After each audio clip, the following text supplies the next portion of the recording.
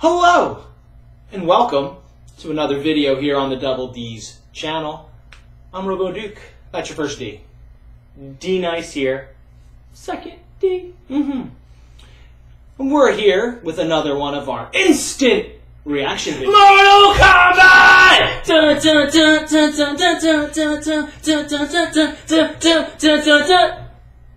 Mortal Kombat Legacy is actually what we're talking about today.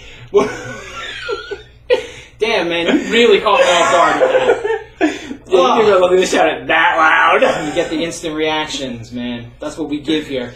Mortal Kombat Legacy Season 1. Unfiltered people. Unfiltered. Woo. Unfiltered, unbridled fatalities. Fatality. Animalities. Finish him. Yeah. So this was something you actually wanted us to watch for our instant reaction video. As sort of a follow-up to our Street Fighter. Yeah, I'll give you a little history on this. All right. I saw the, there was like a teaser trailer. Not even a teaser, just a 7-minute trailer. It's kind of like we watched it after we watched this. It's like a pitch video, kind of. Yes.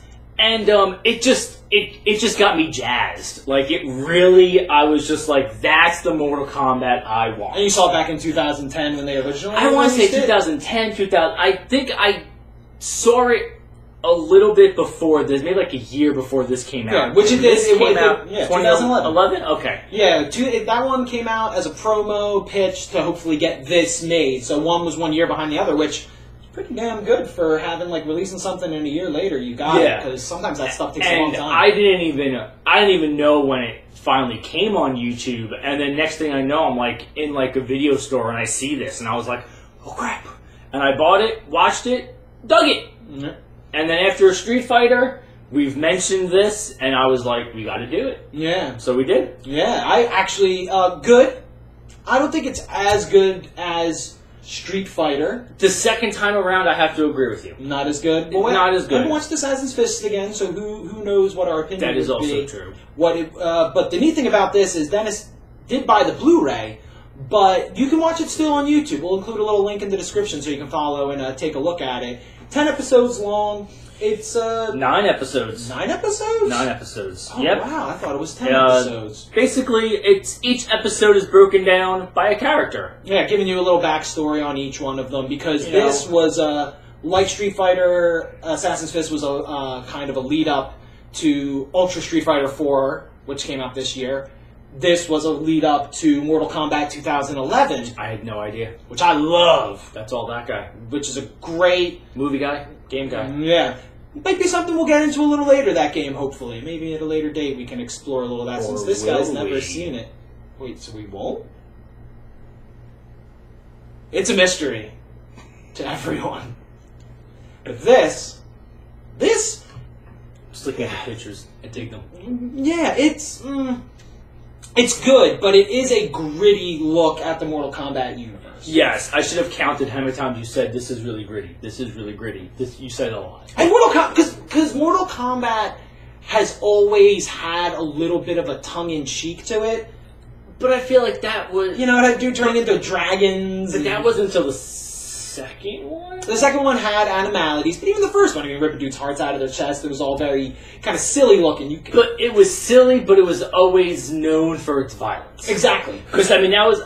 Correct me if I'm wrong, I'm not the video game guy, but it was like the first video game that had blood squirting out of people. It wasn't. Plus, they were humans. It may not have been the first, but it definitely was the first to come to the forefront because of how popular it was in the arcades and whatnot, and then it being released on consoles. It was the game people chose to attack. Like, Doom was out before that.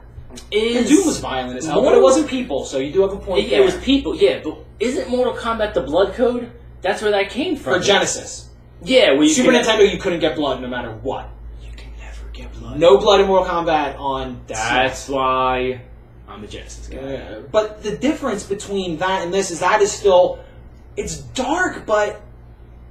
I don't know. It's the difference between Batman 89 and Batman Begins. You know what I mean? Like, they're both dark. Yeah. But the tone is so much more like gritty, dirty street level, while the other one is, Joker's bright. There's a lot of big set pieces. Gotcha. I think there's definitely a difference between dark and gritty. But what does that really mean? Everyone says that about everything nowadays. Everything's a gritty. Yeah, everyone's like, it's a gritty take on it. And you're like, okay, and what was the original take on it? Yeah. But you know what? With this, it was the first 2 episodes being Sonya, Jax, and Kano. Which, yeah. That isn't as off the main story of the original Mortal Kombat. No. The main... That one's not... Let's kind of just break it down for them now. Yeah. The Johnny Cage one... Kind of, he's still he's a washed-up star. He's a washed-up star, where in the original, he was just being called a fake, right? And he wanted to prove that he wasn't a fake. That he could actually fight, yeah. Yeah. And then we have Katana and Melina. You got it. Been saying that wrong all day. Katana and Milano cookies. Yes. But we have Katana and Melina. Which is very faithful as well, with Katana being the adopted daughter of Shao Kahn, not knowing he's not a real father until later. Melina's a clone. Yeah. Very straightforward. But oddly enough, that one was it was weird, because that one was animated more than anything else. Yeah, it seemed like... A lot of flashbacks, fast forwards, and all the flashbacks were animated. No, and some of the main ones too. Remember, I was commenting on how her outfit in the live action differed from her outfit in the animated, which was weird. But it seems like they low budget. Who knows? Exactly. It was they had bigger plans to show that story. They could only show so much with what they had, so they had to animate it. I mean, I think it did have a bit of a Kill Bill feel to that. Yeah, definitely. The whole stuff with Kill Bill I can't even think of Yuriko? No, not Yuriko.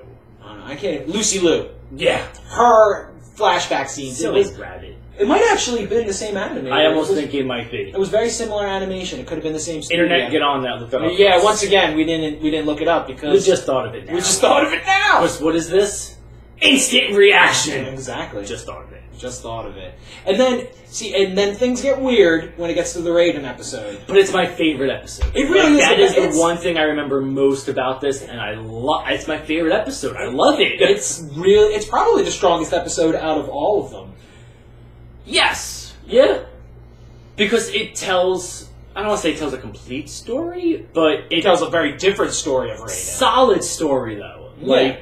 I found it really weird that the guy who directed and wrote it had to open with hey guys, this is a new take on Raiden, this is my thing, don't get angry, because I could see a lot of people getting annoyed when you take this God of Thunder Asian character and turn him into a white guy who ends up in an insane asylum thinking he's a god, and is he a god or isn't he? Of course he is. You see him right in the beginning get shot down in lightning. He just ends up inside an insane asylum, and through that gets mistaken, and once again, I'm going to use the word, it's gritty.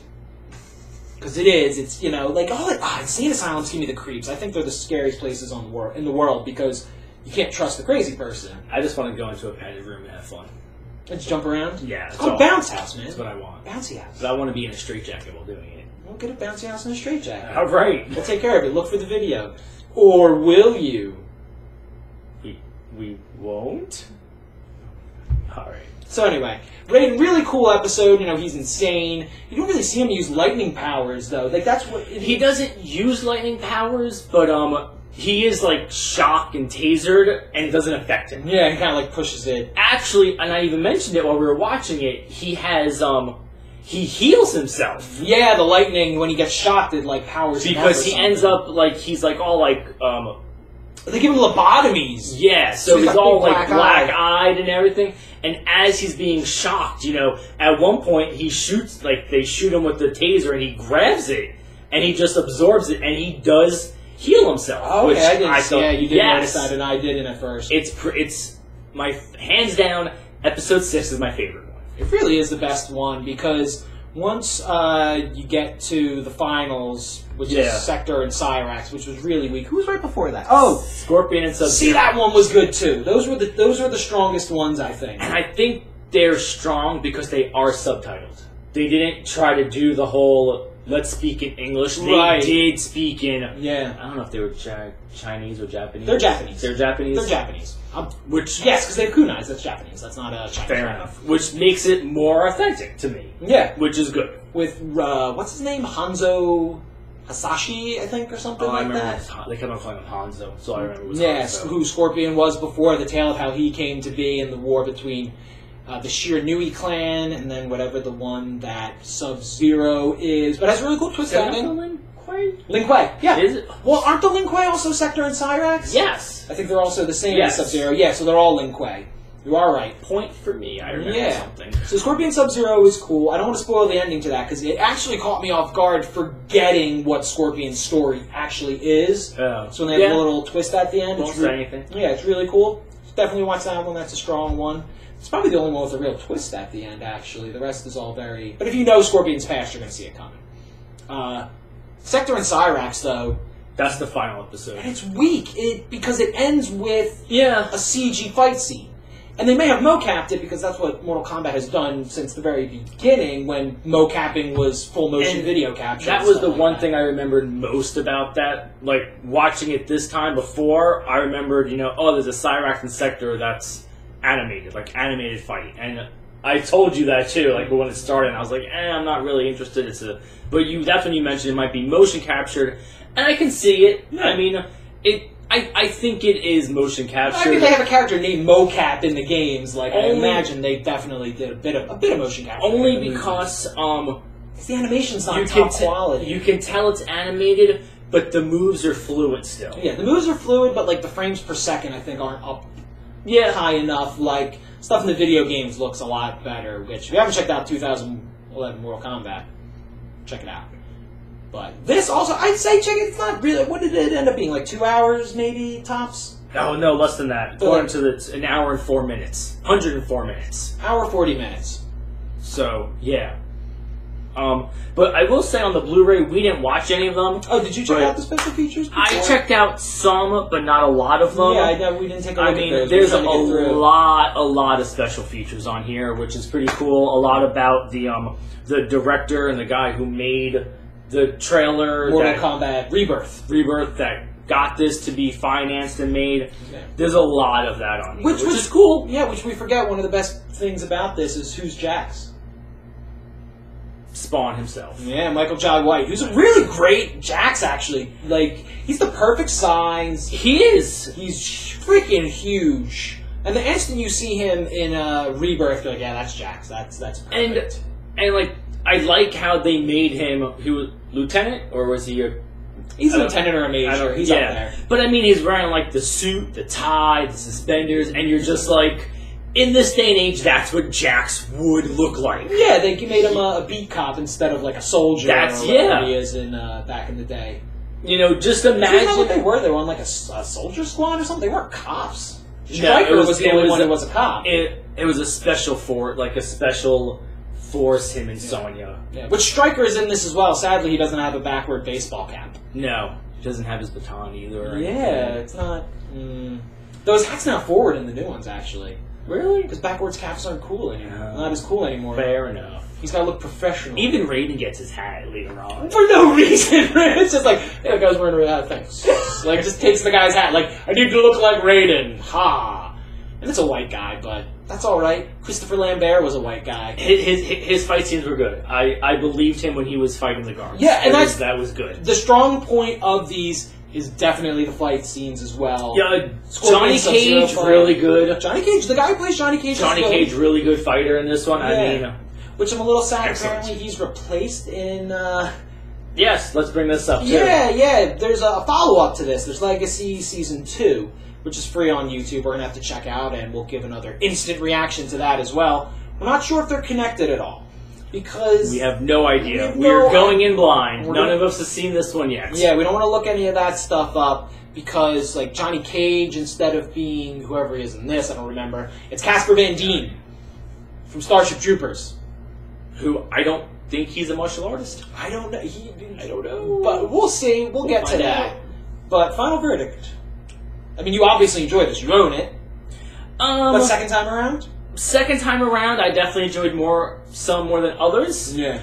But I will say, they're short. You can get through them real fast. So if you're going to watch them on YouTube, I mean... 10 minutes?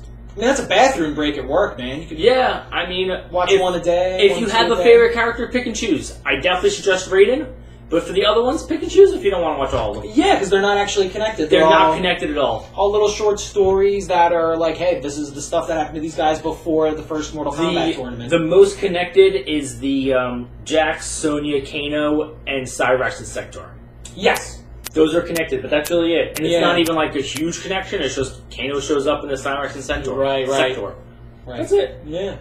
So what do you think? Your final thoughts? I think it was good. I say, especially since it's free on YouTube, the Blu-ray is pretty sweet looking, and does have a lot of special features, which I'll have to check out after we're done this. I would watch it on YouTube for sure. If you're a Mortal Kombat fan, this is good. Just, you can't have the kind of tight-assed attitude a lot of people have nowadays with things. Biased is just, they ruined it. Nothing. This doesn't ruin all the fun I had with Mortal Kombat on Super Nintendo. If it was terrible, it wouldn't ruin the original Mortal Kombat movie. No, it can't. No, nothing can take away that stuff. So stop saying crap like that. Stop saying things ruin your childhood if you don't like them. If you don't like them, you don't like them. Don't pay attention to them. This, if you like Mortal Kombat, I would pay attention to it. I would seek it out, which will have a link down below in the description to check this out. Also, to go check out Mortal Kombat Rebirth. We'll put a little link to that as well. Yeah. Also, before I forget, they do sell this in a multi-pack. You can actually buy Mortal Kombat 1, 2, and this all on a DVD. And it's like $10, and you can get all three. Yeah, and even if it's even for Mortal Kombat Annihilation, which is... God, that I hated that when I saw it in theaters, but... I have different standards than most people, so...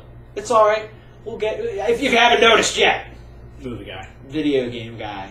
So, but yeah, I mean, if you don't want a Blu-ray, I mean, you can get all three for like $10, $12. Yeah, and I would look into That's not bad either. First Mortal Kombat movie's awesome. It is. Still to this day. So, thank you again for watching, guys. We'll catch you again here on the Double D's channel. Subscribe, thumbs up, tell your friends. What do you think of Mortal Kombat? Make sure to watch it. And until then, Mortal Kombat!